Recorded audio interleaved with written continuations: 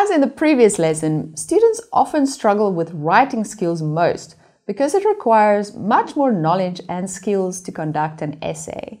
To conquer it, we'll learn how examiners score and adopt suitable techniques. In today's lesson, we'll focus on the marking criteria and tips for you to raise your score. Without further ado, let's get started.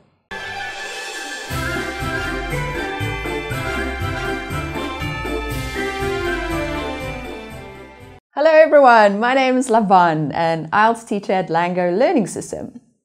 First and foremost, we'll come to discover the marking criteria that examiners use to assess your writing. The first requirement that you have to meet is task achievement. It counts for 25%. Examiners will evaluate how well you clarified and demonstrated the main points.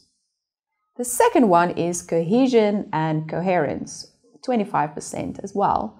This criterion will be used to evaluate how logically your thoughts relate to others through linking devices, as well as how you organize the information to support each other. The third scoring criterion is lexical resource, or vocab, 25%.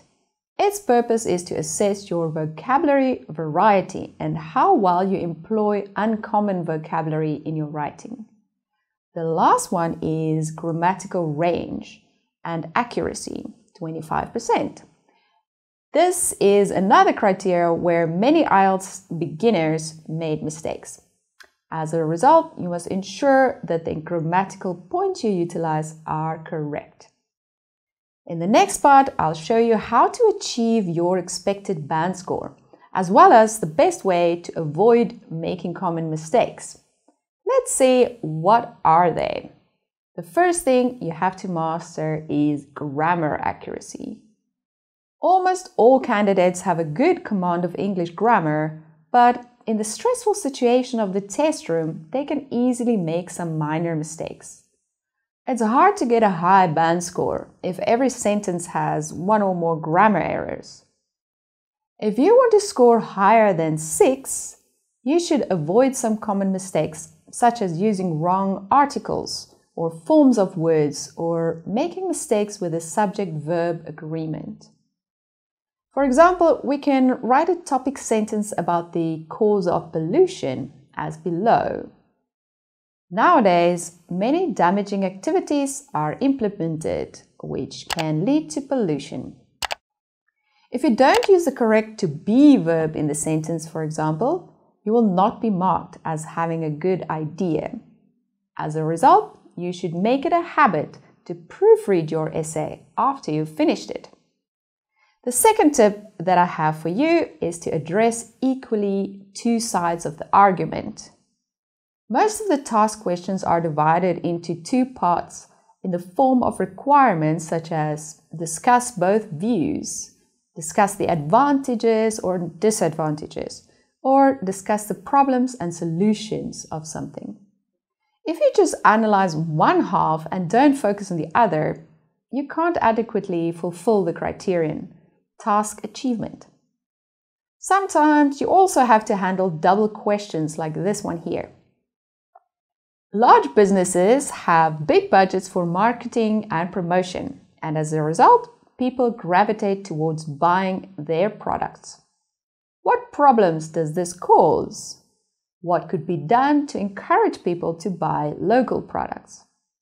In this question, we can see that there are two parts that require you to indicate the cause and solutions for that problem as well. However, many students just focus on the first question and pay less attention to answering the second one, which accounts for 50% of the task fulfillment criteria.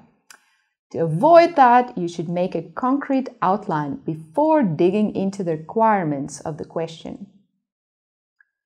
The last tip I have for you today is to focus on the question, not just the general topic. Imagine that you are given this prompt. Computers are being used more and more in education, so soon there will be no role for the teacher in education. To what extent do you agree or disagree? If you just explicitly focus on the computer's role in education or the classroom, but forget to emphasize how it affects the role of the teacher, you'll miss out on the points of task achievement. Remember that the examiner is not interested in your broad understanding of education, but rather in your ability to respond to specific questions presented in the prompt, using accurate and precise language. This information and tips may help you to better understand the marking criteria of the writing, as well as how to tackle it. Review all of these criteria and practice writing with these tips. I believe you will conquer it soon.